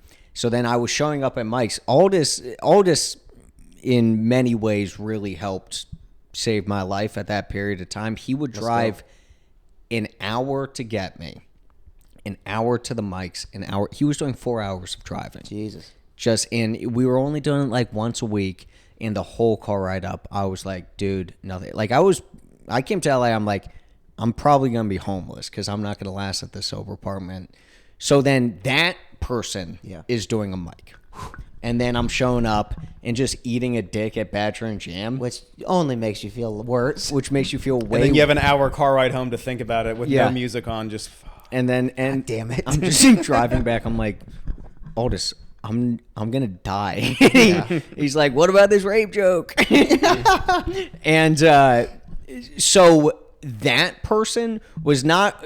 I'm already a little bit abrasive when I feel good. Yeah. You know, when I'm even more insecure, I just get meaner to like hide it. Sure. So then I was trying to like network like that. So I was like, you fucking, hey, like it was like I was just like I'd meet somebody who I should have been nice to, call them a fag, Yeah. and then like leave. Yeah. Like, And then you see him the next time. He's like, why isn't that guy talking to me? yeah. I'm like, didn't he see me? But then I would do well. I would do well on the show. So people were like confused. They're like, what's that guy's deal? Yeah. But like as I like felt better about myself and about my life, it did naturally start to happen. Yeah. You know? Well, it is something you have to work on. You have to work on. Yeah. We're not. We work on it. It doesn't come naturally. but it's a lot of work. It's work, Yeah. but it's genuine. It's like I only talk and hang out with the people I truly feel like I could fucking go on a road trip with, or go to a diner with, Yeah. and not need anything back from you. Let's just hang. Let's fucking. Anyone that's come on this podcast, I've felt that way. Yeah, and that's the way I kind of do it now. Is I try to establish, like, I love, like, the post show hangs are that you guys never come to, or my We didn't know about those. We didn't know about those. that you constantly avoid, or hey man, I got work. Yeah, we got work. yeah, okay. We do got work. We'll go to the Fucking next Confederate You're flag. saying how behind this. you're It's saying a how Tennessee flag. It's a Tennessee flag. you're saying how much you like this apartment. We got to work to keep it, man. Yeah, no, that's true. But yeah, like those are the best part. Yeah. Those are so awesome, and all of those people, you know, opportunities come up. Yeah. From making genuine friends, but they'll come up naturally. Don't way. force it. Yeah, I have been in rooms and at mics with like people who could give me some sort of offer me some sort of opportunity, but I'm not walking up ungenuine, just like, hey, we should hang out. I'm just, it'll happen, or it won't, and I don't give a shit. Or it won't, and those, like, I'm not gonna do it to people unless you're fucking, you know, somebody that I'm like, okay, I gotta kiss some ass right now. Sometimes you do have an opportunity. You're like, this is my one shot. This is the one shot. I'm taking it. I'm gonna take it. But there are people that I fucking hate, and I hate when I hate a comic. I hate a comic. Say their name. And they no. And they can, you know, there's things that they could do for me. Sure. And I try to play nice, but my face wears it, and it just doesn't work. I understand that. You know, All the opportunities that we've gotten, like especially in the last year, have just been through like buddies, like genuine buddies. Yeah. It hasn't been, none of it's been forced. None of it's been like, yeah, you scratch my back, I'll scratch yours, or like anything like that. It's just been like, hey, I like you guys, come on my show, that kind of deal. And I'm like, there's people in this town who, when they make it, you know, and I know who they are, right? When they make it, and if you even were like, hey man, can you throw my name there? They'll say, I'll see what I can do, and we'll never say it. Never hear from them again. You're never going to hear from them again. I'm not like, if I have an opportunity, I will do what I can for all of my people. That's the way, like, I want my friends I want Chris Keene to have a special on something big so bad. You know, he was the reason where I was like I want to produce his special. Like, I want to fucking, because I know he's so funny. I know that the LA audience isn't the one, you know, but that's not everybody. That's not, most people are not trying to help even their friends. And it's just a shitty reality. I know, and you can see them. Yeah. You can smell it on them. Yeah. And you don't hang out with them. Yeah.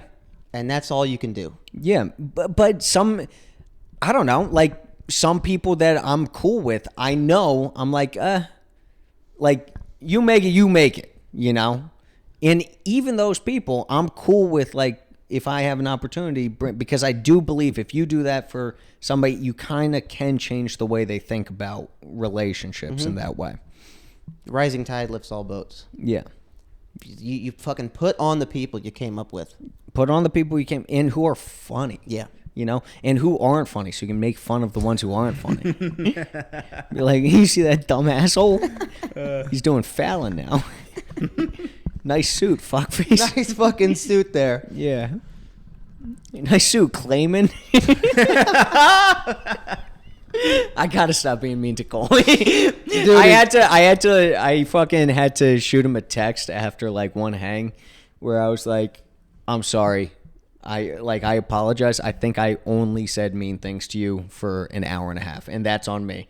And he's like, you're all right, man. Cole is so funny, bro. No, He is, and I only say it because he is one of the funniest guys. Yeah. You know, he's another dude who's just so talented, Yeah. and you know, he's just like looks aesthetically like such a bro. Yeah. That I feel like Looks like a soccer coach. Yeah. It's like, all right, girls. Yeah. Girls soccer coach. I know I seem like a kid. I'm like a super liberal guy, by the way, audience. That is, everybody thinks I'm a conservative in this town. I don't know the difference between the words. We started the podcast by you asking what are our political beliefs. Yeah. What's the conservative, Republican? I know Democrat's a bad one, right? I grew up hearing Democrat's a bad one. Yeah. That's true, right? Both parties suck.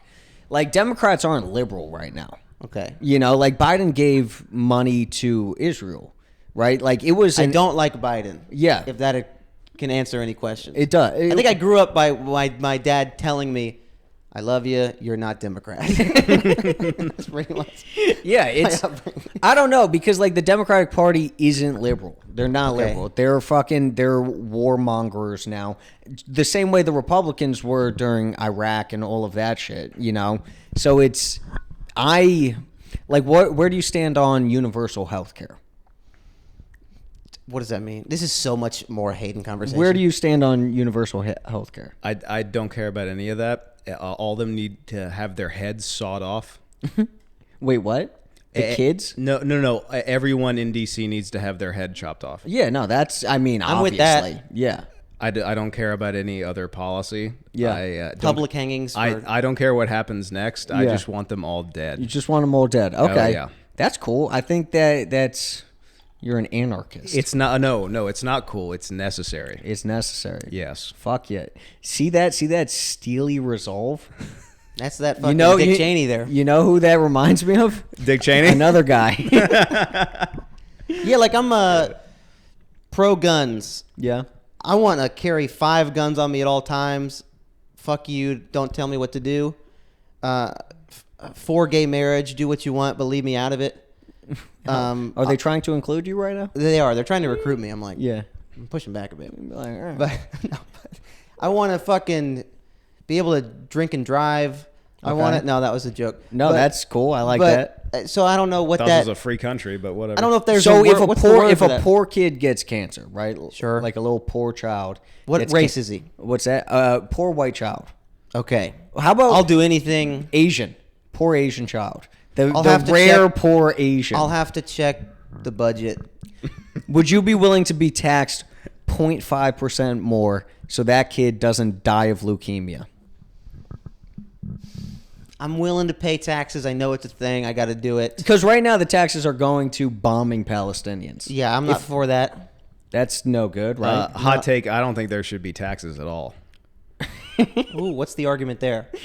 Hey, so you know that little number before the end of your paycheck, which is like the money that you have? Yeah. Yeah, the bigger number. Yeah, the bigger number. Okay, so imagine keeping just that number instead. I'm on board. Instead of the smaller number afterwards. You wouldn't get those low-paying jobs if there weren't taxes, though. Oh, you wouldn't? Yeah, because then the rich would hoard. It would become like even more of an oligarchy very quickly. You have to set some sort of government stuff. See, here's the thing. I'm actually for a minimum wage. Yeah. I've talked about this a lot in private, not on the podcast. But like the minimum wage should be like 50 fucking bucks. Like if you look at what the like the value of silver was back in like 1944 or whatever, and what the minimum wage was, if you peg that to today, it's like 55 something bucks an hour. Yeah. Like that. I'm totally for that. But Then we would, yeah. That's it's so tough because like there is a right balance. There is that like warm porridge, but like the fucking if you do it $50, then half of the minimum wage workers lose their jobs. If you do $7, none of us are going to. The federal fucking minimum wage is still $7.25. yeah. That is insane. Yeah, I know what you guys are talking about. I'm on board.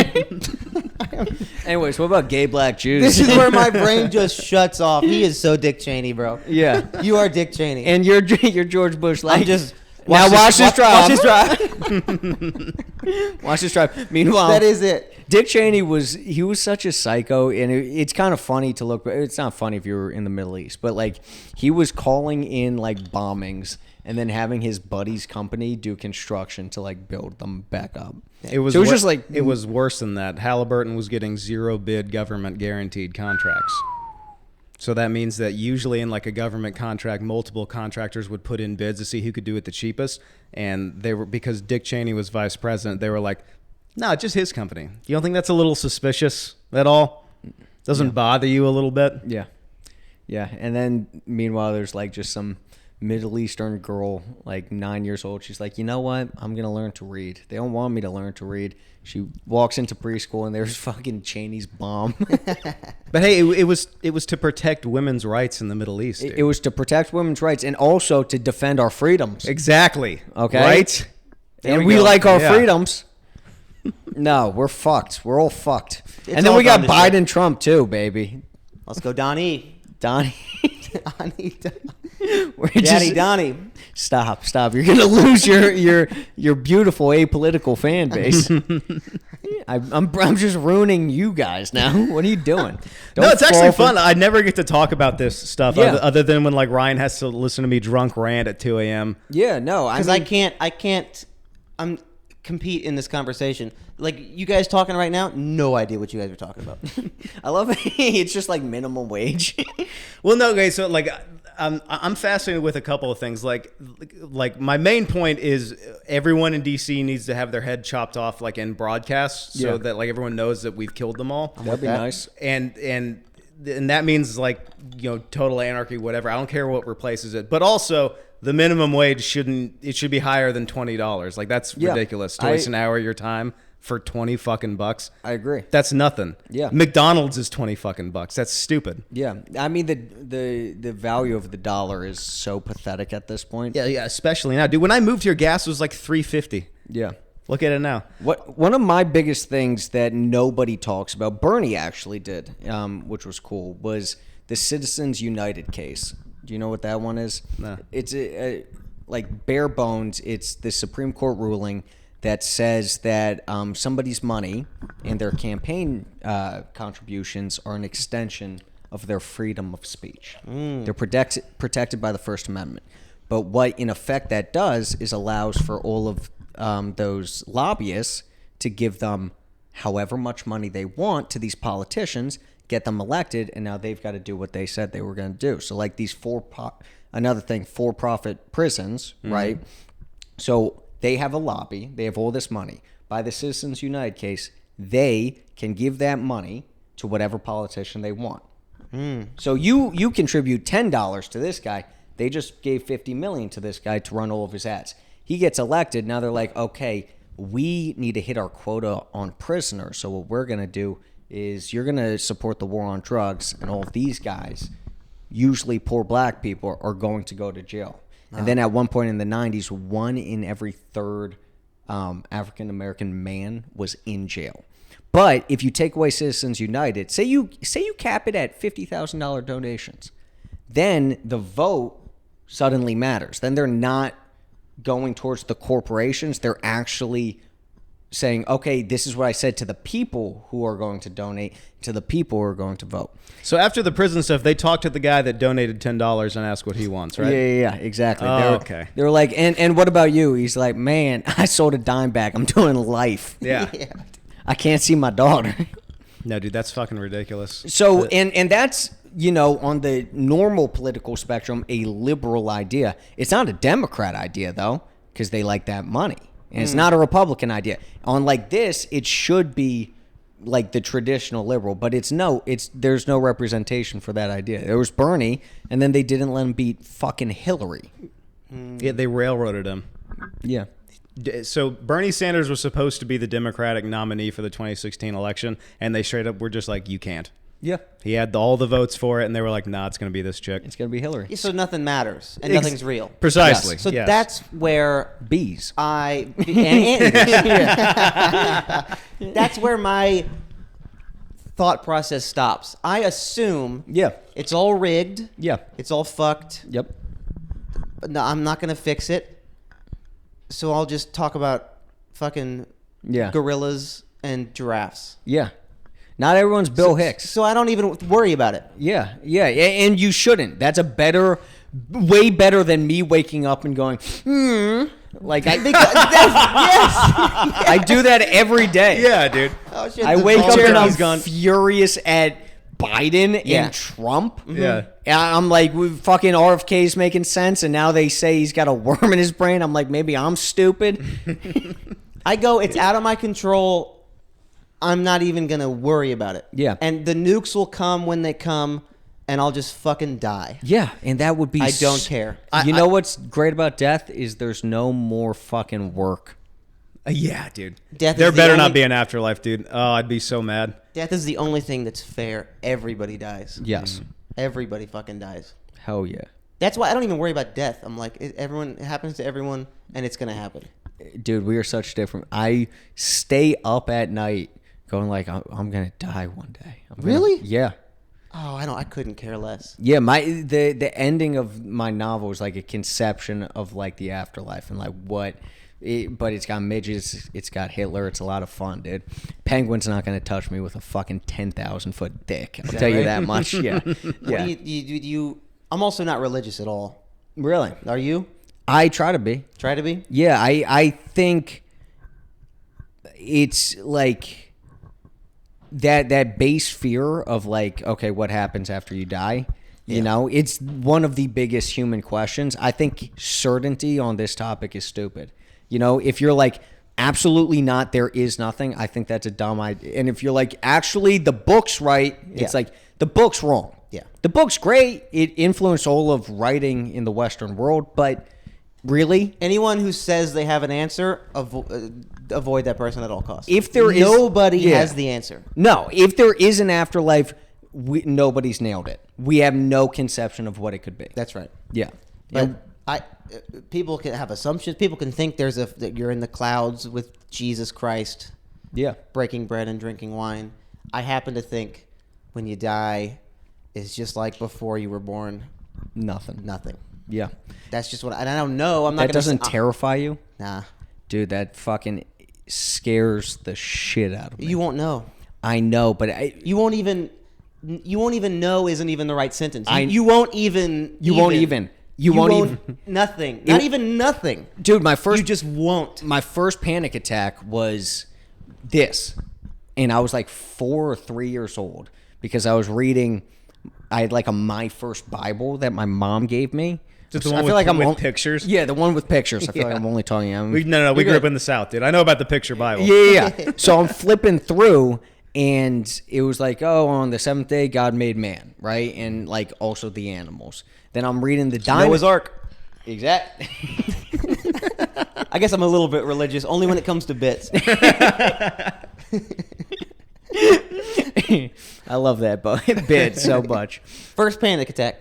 Oh, so then I read a dinosaur book, and it was like, dinosaurs were 60 million years ago. So I asked my mom, like, are fucking dinosaurs animals? She said yes. And I saw that this was 60 million, and this one said the same day. And then I was like, God's not real. And I just started shaking and crying. Oh, no. Oh man. And my mom's like, yeah, he's going to go to rehab. Man. Yeah. That's a hell of a reckoning to have. Dude, that I my dumb ass like was trying to tell the other fucking kindergartners. Mm-hmm. I'm like, God's not real. And they were like, what the fuck, dude? I had the same thought, but I had no panic about it. Yeah. I had the exact same thought at a later time. Yeah. We grew up going to Tennessee fucking Baptist church. Yeah. And not for a second did I go. I was like, these guys are onto something. Yeah. From the jump, I was like, this is not right. Yeah. This doesn't make sense. From like a fucking 7-year-old, I was like, this isn't adding up. No. Which is the comic brain. Yeah. Is just like seeing something and going, this is bullshit. I'm seeing right through all this. Yeah, that's all of comedy is going, no. Well, why do you think you heard that news and it freaked you out, and I heard that news and I was like, Because you're smarter. That's that ain't it. That's a wise or wiser. That's a wise perspective to be like, no. Right? It's like, oh, okay, why waste this energy? For me, it's just that idea of the consciousness shutting off entirely. The idea of nothing, the idea of not existing. Yeah. I had this thing when I was young that wasn't a panic attack where I'd like, it actually just came, the room would get small and like I'd feel things like pulsating. Mm-hmm. And I, like looking back, I have talked to doctors about this, but like it was terrifying. It was like nothing's real right now. And like my teacher, I remember that it was a substitute teacher. He had a beard, but like it was sort of clean shaven. This detail doesn't matter. And he got really small. And then I would sit in like my playroom at home, and then like the cabinet would just like shrink, and then like the world would like pulse. And Like a bit of an out of body. something like that, right? And I forgot all about this, and it will come up in my memory. I listened to the song "Oh Superman" by like whoever Lou Reed was dating at the end of his life, and it sounded like it felt. Oh, wow. And I was like, what the fuck? But like that feeling of terror in that moment is like the same exact feeling I get thinking about there not being a consciousness anymore. But there was one day, and it was with that substitute teacher, where I was just like, this is fun. I was like, this is fun. Let me have fun in this like weird, surreal experience. Yeah. And then it stopped, and it never came back. Wow. You haven't had a panic attack since? No. I've had panic attacks. It's completely different than a panic attack. I have no idea what the fuck that was. But once I had your moment where I was like, oh, this is fun, it doesn't matter, then it stopped. Good. I don't know what that thing is. And once I can apply that to death, then I'm solid. But It's a good way to go through life. yeah. Nothing matters. Mm-hmm. I mean, don't fucking be mean to people. Don't fucking punch an old lady. But like, nothing matters. What was she wearing? Sundress. It's all them fucking veiny, Old lady in a sundress? veiny legs. Yeah, those fucking purple legs. Your Honor, she Had was to- in a sundress. I had to sock her. I had to punch her. Dude. Nothing matters. Put her in that varicose pain, dude. Bump it. Let's go. Yes. Wine call from deep. Let's go. Oh, man. Yeah, dude. It's all gonna end. Fucking Biden sucks. I don't care. I don't care. Nothing matters. I'm gonna fucking die.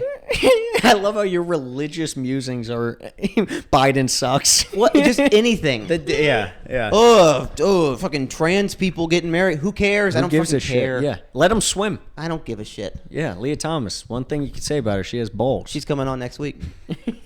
She's coming on the pod, episode 113. Oh, man. People are gonna dig through my shit if this thing works out, and I'm gonna lose whatever I got pretty quickly. Look, we got 112 episodes of podcasts. You don't think they're going to comb through this, dude? No, you guys are so likable. You guys are just good old boys watching Top Gear, talking about fucking mooses. What does that mean? I don't know. We just are who we are. Yeah, I don't know. just white boying through this soulless city. You know, We're just good old boys. That's it. You're just good old boys. You got a bike. You're selling your bike. You know, that's good shit, dude. I got a motorcycle. I wish you definitely know how to fix shit. 100%. Yeah. You guys can fix shit. I can't fix shit, dude. I'm useless. You can't fix something? If something's fucked up, it's fucked up. If something fucks up, we're fixing it. Did Luke Roberts ever tell you the story about how we fixed his BMW? No, he has a BMW. Was it the BMW? I think it was. Yeah, this is BMW. So we were. How does he's a fucking. He's working at a Chinese restaurant. I don't know. I have no idea. But we were at Boulevard one night, just had an open mic, and we were just talking to Luke afterwards, and we were just like, "Hey, how's it going?" He's like, "Nah, good. My fucking car is broken, man. I fucking walked here 5 I miles. fucking walked 5 miles here, man." And we were like, "Well, you know, how far is your apartment?" He's like, "It's over here, man. It's next to this Vietnamese place, you know." And so we were like, "Let's take a look at the car. We'll see what's wrong with it." We fixed a lot of cars growing up. Yeah, and so we drive back to his place. Turns out it was like his battery was disconnected, but it was in the back of the car. Like BMW puts their start batteries in the back of the trunk. Yeah. And we just found a couple of jumper cables just in the garage, jumped it up, worked just fine. But the thing was, his mind was blown. He was like, "You guys are fucking magicians." Yeah. It's like, we just jumped the battery? Yeah. Luke, what the fuck?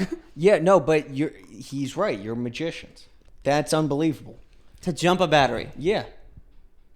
That's kindergarten shit. Yeah, exactly. Of course. But like, you know, he's from the Northeast. I'm from the Northeast. We were like writing poems or something. I wish he wrote poems. God, A Luke Roberts poem? Yeah, his sets are poetry. They're, dude. He was love that dude. He was on Try Not to Suck, and these two Asian girls sitting in the front, and one of his jokes didn't go great, and then he looked at him.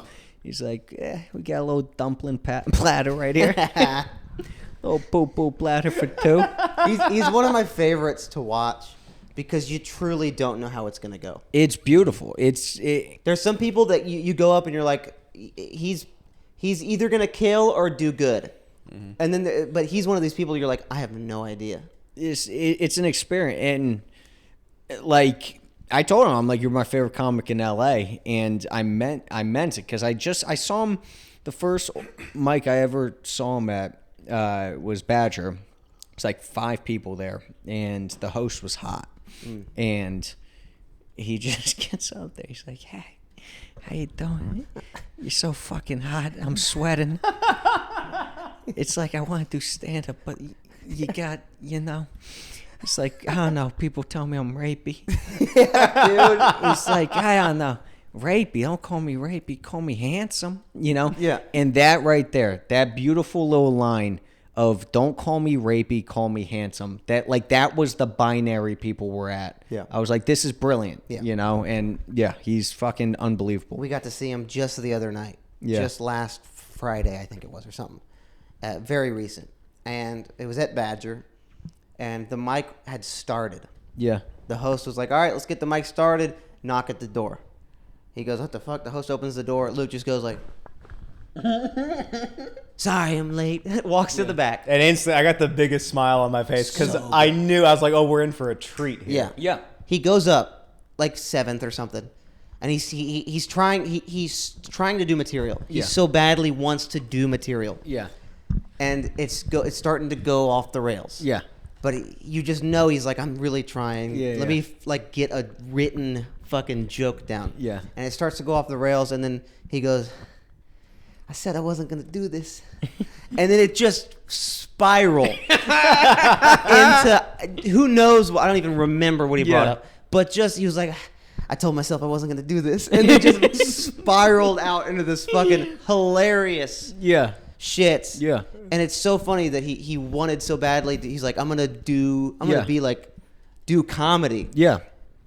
Thinking that that's what comedy is. And then he spirals out into his thing. That's what fucking comedy is. He's Holtzman. He's like our Brian Holtzman. He's one of those, like, it's that era of comedy where, like, you had these just crazy dudes. Like, real, like when it was still kind of like a boys club and you had, like, this rock star sort of punk rock vibe to it, like the Kinnisons, and Hicks even, Yeah. And these dudes were doing blow and they were fucking ruining rooms, and like he's a throwback to that where like you would have, if he was born in the 90s, you would have some manager being like, we just got to get him on stage. And like it's you hear these stories about like Holtzman that he would do something and you just couldn't follow it. He had to close the Comedy Store because it's tough to like return a show from like this level of something so unique. And yeah, it's chaotic, it's unique.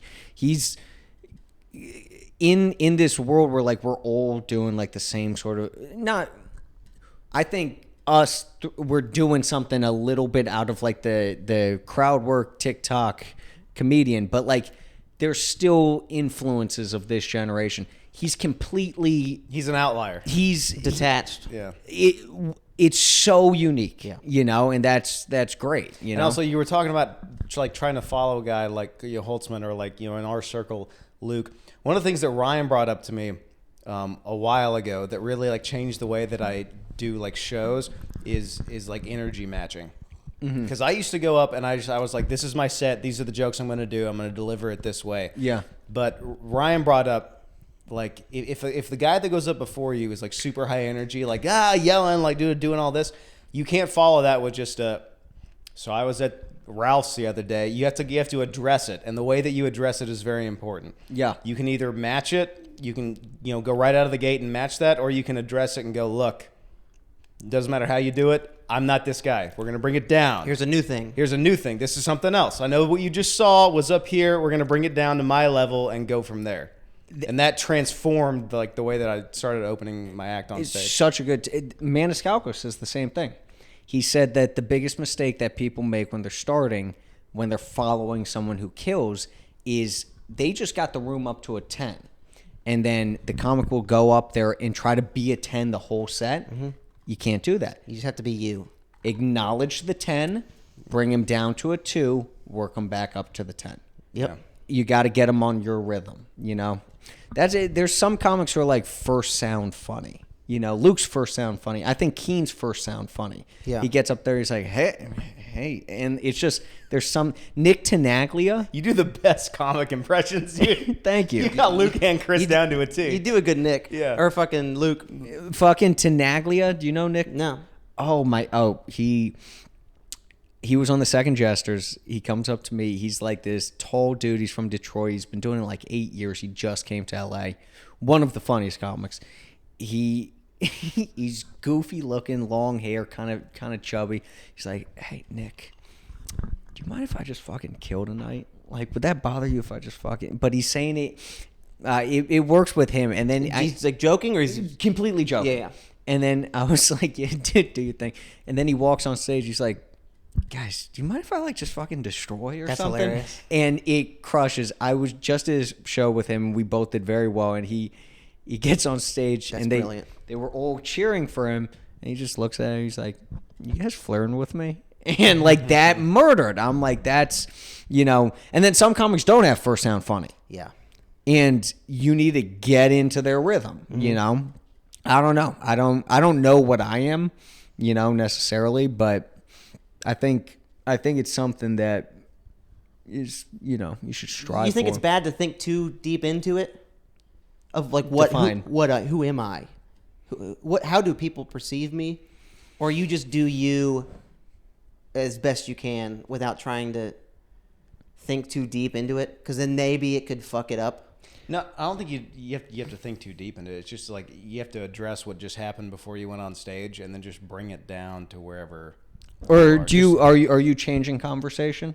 I think with that? so. Okay. Like, I don't like to think too deep into what I am. I just do what I do, and the reaction happens. You need to know enough about yourself for it to be replicatable. Replicatable? Yeah. Yeah, you know? Like, and that, to use the Luke example, right? Somebody said to me, he has no idea what he's doing up there. I'm like, So incorrect. no. Because if he had no idea, then he wouldn't be able to do it. Yeah. He knows what he's doing. He knows exactly what he's doing. And I think we all do. You know, we all play into. I know that when I'm getting upset on stage, it's funny. When I get mad, it's funny. I also know that when I'm doing that sort of like thing to like say something deprecating is funny. Yeah, you're not just up there unhinged. Yeah. It's controlled. Yes. It's my buddy, he's a comic. I think he's in Chicago now. His name's Max Walton. Shout out Max Walton. Shout out Max. He's super autistic, great joke writer. And he said Louis C.K. has the best illusion of spontaneity. And I love that phrase, the illusion of spontaneity. It's like we're not being entirely spontaneous up there, so we need to know what is triggering the laughter. Yeah. But if you overanalyze it, then you become Jerry Seinfeld and you suck. And You ever try? Yeah. To, you ever try There's to? something, yeah, absolutely. You ever try to force that? What do you mean? And if like force spontaneity, like go into a joke you've said a million times, but then you try to shove something in there, like, oh, I just thought of this, but you've said it a bunch. Yeah, and it becomes ungenuine. They can smell it on you. yeah. That's why you got to really work on fucking being as real as possible. Yeah, that when you say the Ferrari thing, what's your main punchline? Is like, you know what they don't have? A Ferrari. Or Yeah. Is that right? Yeah. It's like when you say that has to sound like the first time you're saying it, you know? And that's really hard when we have ran these jokes to fucking death. Yeah. I think when you get to a place when you're like super analytical, they can smell that too. You know? Yeah, you can't take it like too seriously. Yeah. That's why I love Joe List so much. Yeah. Which is similar to Louis. Is you watch him and he's just comes off so genuine. Yes. Like you're like that's how he would talk to you at the fucking bar. Yes. And that's what I strive for, is just like no, like sometimes you watch comics and they're funny. Yeah. But you look at him and you're like, oh, he's doing the comedian thing. Yeah. He's like being a comedian doing comedy. Yeah. Instead of just like, oh, that's fucking John talking. Yeah. Or that's John being funny. Yes. It's like, oh, that's John being a comic. Yeah. Sometimes you get too comic-y. You get too 80s with it. Yeah. You get up there and you're like, so here's a joke. Yeah. And then here's another. It's like, So I was at the store the other day. That's not how people talk. no.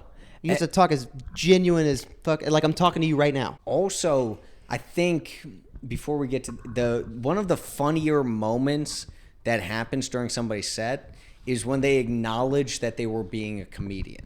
You know, like I think I got a big laugh out of you when I did that tag to the Neptunic bit. I was like, it's got 9 moons. And then I was like, yeah, I Googled how many moons Neptune had for this joke. Like, I think that is a skill set that Joe List, out of almost every comic, has better than anyone. Did you watch his riffing clips on YouTube? Yes. His riffs are brilliant. Yeah. And it's not even material. His material's great, but you're just watching a guy Yeah. being totally himself. Yes. And it's just the best. Yeah.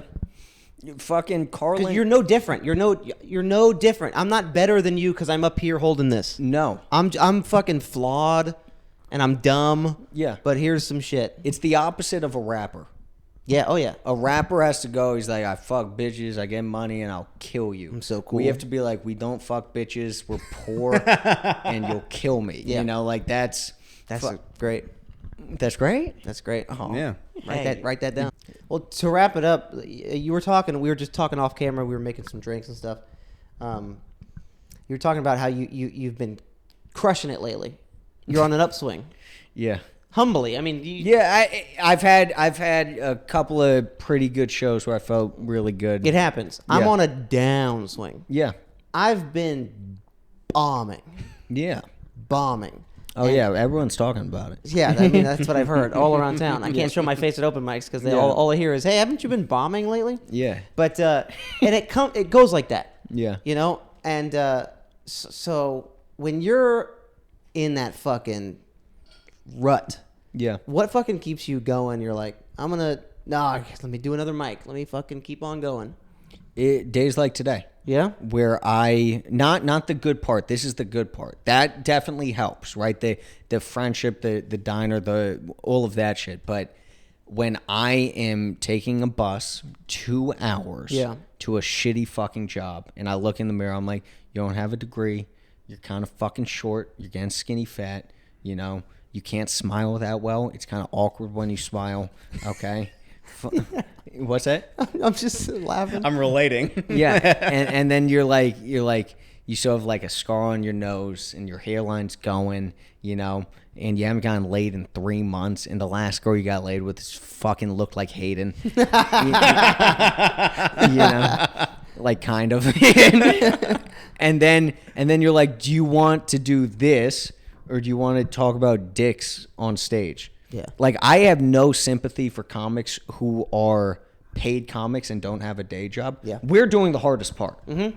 Once you get that life, even if you're making $50K a year, God damn it, is that life so sweet. Yeah. You know? So, like, a good amount of delusional belief and just intense self-hatred. Yeah. You know? And I hate working a day job. Totally. None of my skills are marketable right now. It's the shittiest fucking thing ever. Yeah. We talk about this all the time. No matter what happens, if comedy can pay the bills, I made it. Yes. Yeah, That's it. I want to be a middle class comic. Yeah. Yeah, there's no. I don't care about theaters, arenas, TV shows. I don't give a fuck about that. If I can pay my jokes doing 4 weekends in fucking Denver, and then like that's just my yearly calendar. Like every single 4-day weekend, I'm in another city, and that I can pay for my overpriced apartment here. That looks great, by the way. Yeah. Like that's the dream, dude. Yeah. That's it. That's all there is. You have cheated the system. Everything past that is icing on the cake. It's absolute freedom. And I want to retain my anonymity so hard. Like there are ways, like Dave Attell can walk down the street. Yeah. Dave.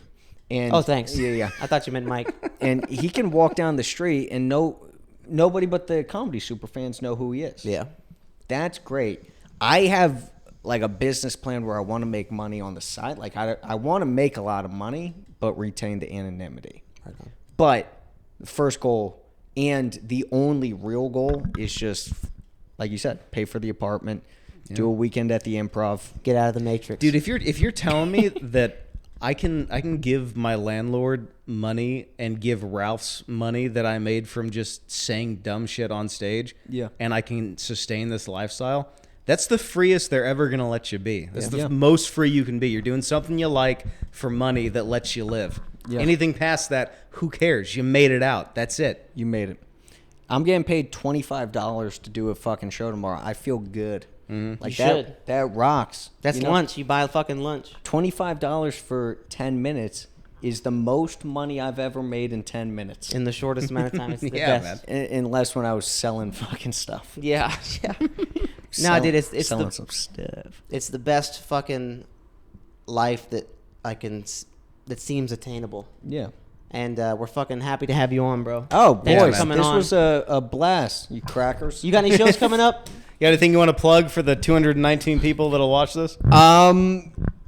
Yeah, I got shows and stuff, but nobody, I genuinely from the bottom of my heart know that no one's going to watch this, get to this point in the podcast and be like, let's see that guy. There's not a chance in fuck. But if anybody made it, book within a year, hopefully, Pimps, Pushers, and the Psychology of Cattle. Let's go. Fucking, when I get that out, read it. Try Not to Suck, weekly show at the Flashback.